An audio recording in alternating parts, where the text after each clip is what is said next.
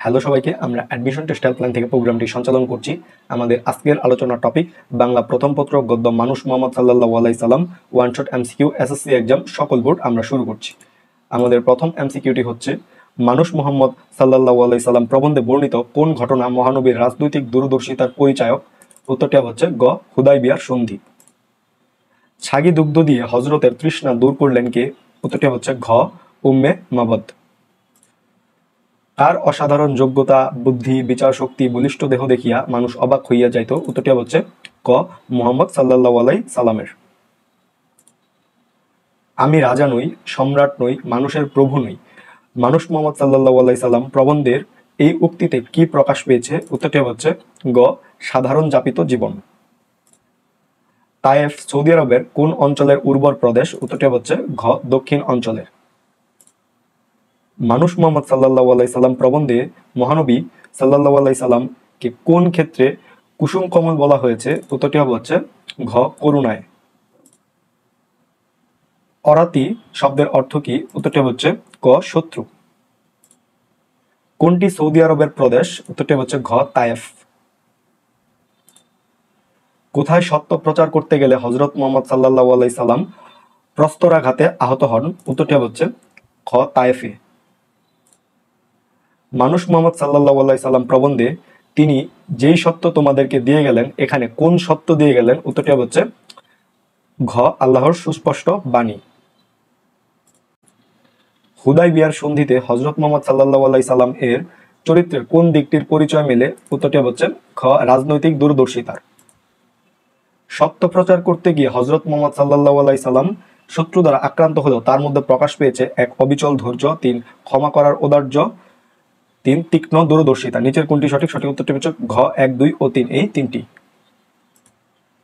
মানুষ মোহাম্মদ সাল্লাল্লাহু আলাইহি সাল্লাম প্রবন্ধে বিশ্লেষণ করা হয়েছে মূলত হযরত মুহাম্মদ সাল্লাল্লাহু আলাইহি সাল্লাম এর। উত্তরটি হচ্ছে ক, মানবিক গুণাবলী। মানুষ মোহাম্মদ সাল্লাল্লাহু আলাইহি সাল্লাম প্রবন্ধে উল্লেখিত কোন যুদ্ধে হযরতের পরাজয়ের মিথ্যা গুজব ছড়িয়ে পড়ে? উত্তরটি হচ্ছে ঘ, খয়বর এর যুদ্ধে। কে উলঙ্গ তরবারি হাতে লাফিয়ে উঠল? উত্তরটি হচ্ছে ক, বীরবাহু ওমর রাদিয়াল্লাহু তাআলা। তায়েফ কি? উত্তরটি হচ্ছে ক, সৌদি আরবের দক্ষিণাঞ্চলের একটি উর্বর প্রদেশ। নিচের কোন শব্দটি বৈরী শব্দের অর্থ বহন করে? উত্তরটি হচ্ছে খ, অরাতি। মুহাম্মদ, মৃত্যু তোমারও ভাগ্য তাহাদেরও ভাগ্য কার মনে পড়ল? উত্তরটি হচ্ছে গ, উমর রাদিয়াল্লাহু তাআলা। হযরতের মৃত্যুর কথা প্রচারিত হইলে মদিনায় যেন আধার ঘনাইয়া আসিল। এখানে আধার ঘনাইয়া আসিল কথাটি দ্বারা কি বোঝানো হয়েছে? উত্তরটি হচ্ছে গ, শোক বিহল হয়ে পড়া। না না, তাহা কখনোই সম্ভব নয়। কোনটি সম্ভব ছিল না?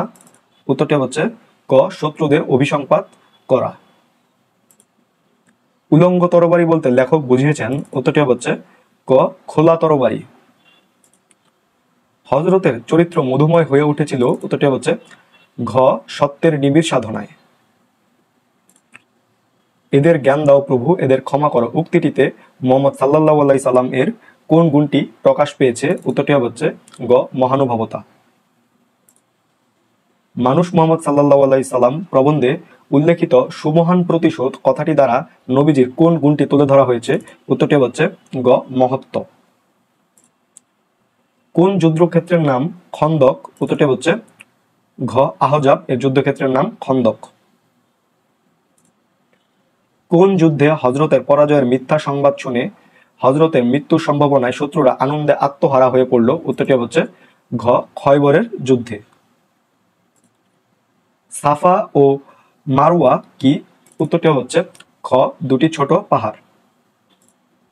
হযরত মুহাম্মদ সাল্লাল্লাহু আলাইহি সাল্লাম এর ললাট কুঞ্চিত হলো কেন?